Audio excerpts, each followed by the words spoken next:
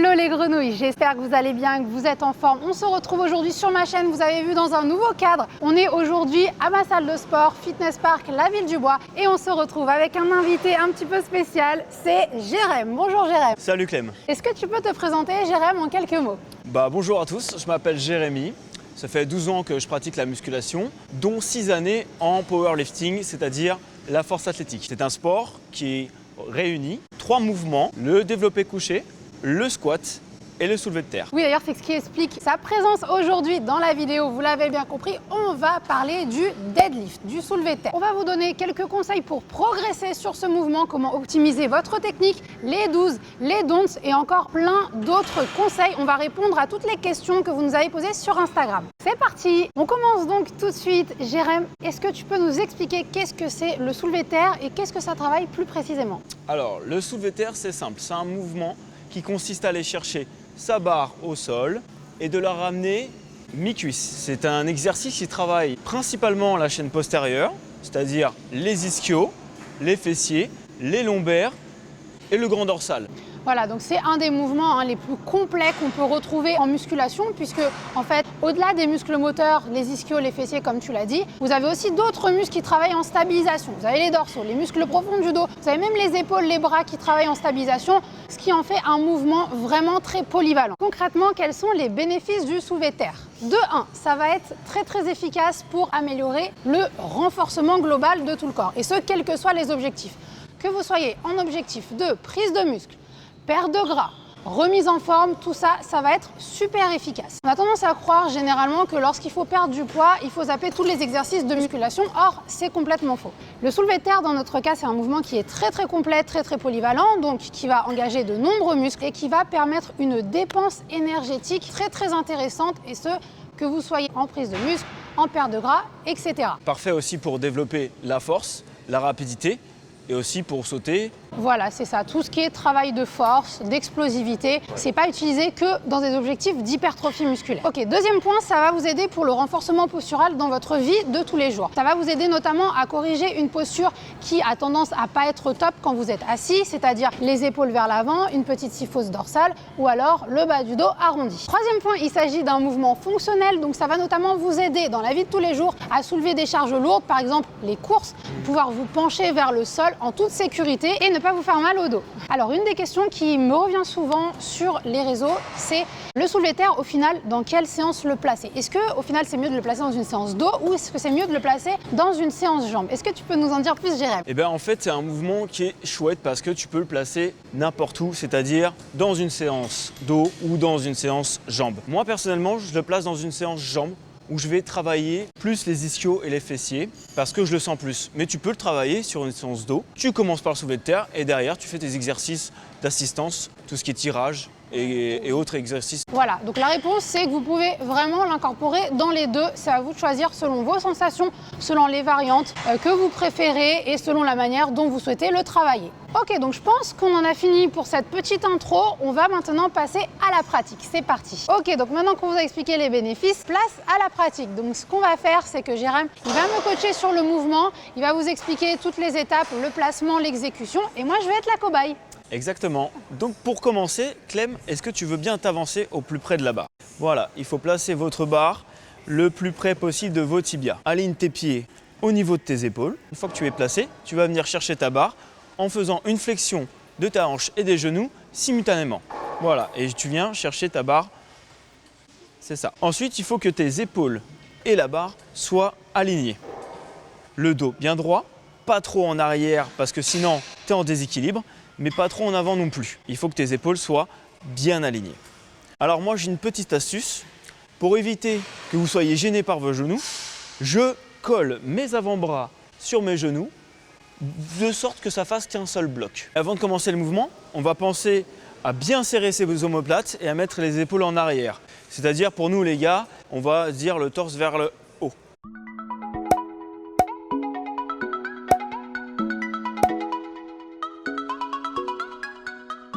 Ok, pour l'exécution, c'est donc Jérém qui s'y colle. On va distinguer deux phases. Première phase, en tout début du mouvement, je vais commencer par pousser sur mes cuisses, mes fessiers, la trajectoire de mon dos ne bouge pas. Une fois passé les genoux, c'est là où je vais redresser mon buste pour enclencher l'extension de la hanche. Je fais la même chose dans le sens contraire, donc c'est-à-dire que je vais commencer par fléchir les hanches en tout premier, faire glisser la barre le long de mes jambes en gardant le dos bien droit, bien aligné, et je vais reposer ma barre. Et en ce qui concerne la respiration, lors de l'effort, je vais souffler en continu tout au long du mouvement. Voilà, et je garde la tête droite.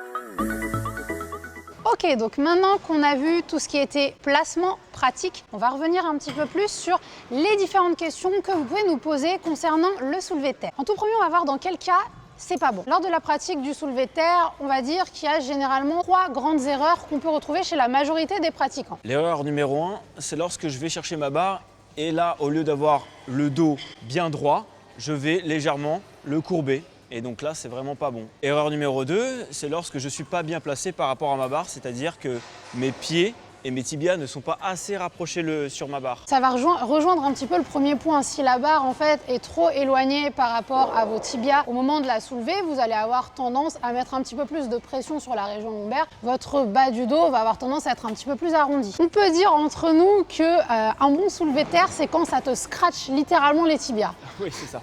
Et la troisième erreur, c'est ce qu'on a tendance à tous faire au début. C'est au lieu de tirer avec les jambes, je vais tirer la barre avec les bras. Et là, c'est pas du tout bon. C'est ça, il faut dire que de toute façon, le soulevé de terre à la base, c'est un mouvement d'extension de hanche et d'extension de genoux. Donc si vous tirez avec vos bras, si vous ressentez un petit peu trop au niveau des trapèzes, qui a tendance d'ailleurs à nous arriver au début quand on commence la pratique du soulevé de terre. Ok, et donc on peut rajouter d'ailleurs une erreur, ou plutôt c'est une variante qui est pas non plus top pour la technique, c'est le fait de démarrer les fessiers un peu trop bas par rapport aux genoux. En fait, ça va vous saper un petit peu de la force au niveau du mouvement, d'être en position assise dès le départ. Puis au niveau de l'équilibre aussi, ça va pas être top.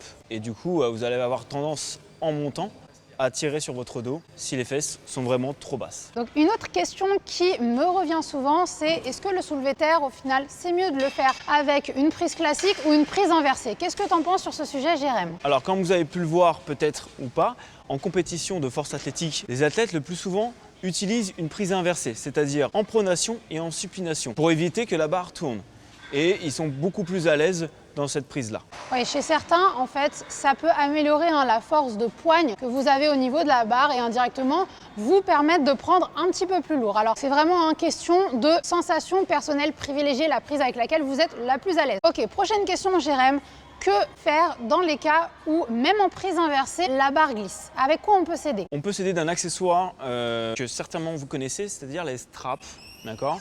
Ou alors de la magnésie, une espèce de poudre blanche qui permet d'avoir un meilleur grip sur la barre. En parlant de strap, c'est plus précisément des sangles que vous enroulez autour de la barre et qui vous permet en fait de ne pas lâcher au niveau des avant-bras, puisque c'est généralement ce qui lâche en premier lors d'un soulevé de terre. Prochaine question autour du soulevé de terre, et c'est une barre que vous pouvez retrouver de plus en plus dans toutes les salles de musculation, c'est est-ce que c'est mieux de la faire avec la trap bar ou alors avec une barre classique, une barre droite? Alors l'utilisation de la trap bar, ça va être super intéressant dans certains cas, notamment pour ceux qui manquent de souplesse pour se pencher et prendre la barre depuis le sol. Elle va être un petit peu plus surélevée d'ailleurs par rapport à une barre classique. La trap bar, elle va être aussi super utile pour les personnes qui souhaitent bien apprendre les mouvements et bien se placer. Pourquoi? Parce que la charge au niveau de la trap bar, elle va être placée beaucoup plus au niveau de ton centre de gravité. Tu auras besoin de moins te pencher vers l'avant pour récupérer la charge. Du coup, l'utilisation de la trap bar, généralement, ça va permettre de mettre un petit peu moins de stress sur ta région lombaire et aussi de participer un petit peu plus à la stabilité de tes épaules, décharger un petit peu tes trapèzes puisque la prise va être neutre. Mais il n'y a pas de meilleure barre entre une track bar ou une barre droite, c'est selon vos sensations et votre envie aussi dans la séance. Voilà, donc ça va dépendre de votre morphologie. Le but, c'est de reproduire un mouvement sur lequel vous allez être à l'aise. Dernier point, il existe aussi quelques variantes que vous pouvez utiliser lors de vos séances. Là, on vous a montré le soulevé de terre classique, c'est-à-dire avec une barre droite. Il existe aussi quelques variantes, comme le soulevé de terre jambes tendues ou sumo, ou avec des haltères ou des kettlebells. Voilà, donc comme Jérém vous l'a dit, vous avez toujours possibilité de varier selon tel ou tel muscle que vous souhaitez cibler. Vous avez par exemple donc le soulevé terre, j'ai entendu que tu as abordé en premier, qui va minimiser en fait la flexion et l'extension des genoux et un petit peu plus du coup axé sur les ischios, puisque moins vous fléchissez les jambes, plus les ischios vont prendre le relais par rapport aux fessiers. Vous avez également le soulevé terre sumo, où là la différence ça va être majoritairement sur l'espacement des pieds, donc avec une plus grande ouverture des genoux, des pointes de pied dirigées vers l'extérieur, ce qui va vous permettre de mettre un petit peu plus l'accent sur les rotateurs externes des hanches, donc tout ce qui est adducteur et grand fessier. Et enfin, toutes les variantes que Jérém vous a expliquées précédemment, c'est-à-dire l'utilisation avec d'autres matériels que des barres, des haltères, tels qu'un kettlebell, tels qu'une poulie, etc., etc. Donc voilà, je pense qu'on a fait le tour du sujet. Et pour conclure, lorsque vous faites ce mouvement, il faut mettre des charges adaptées à votre niveau et surtout, si vous voulez augmenter, faites vraiment attention à votre technique. Ne l'oubliez pas, ne vous mettez pas dans une position d'insécurité. Voilà les grenouilles, j'espère que cette petite vidéo vous a plu. Si c'est le cas, n'hésitez pas à mettre un petit pouce en l'air pour le soutien. N'hésitez pas à vous abonner à ma chaîne pour ne rien manquer des prochaines vidéos. Vous retrouvez tous les réseaux sociaux de Jérém en barre d'infos et les miens juste ici. Et en attendant, je vous fais tout plein de bisous. Merci Jérém. Merci Clem. Ciao. Salut.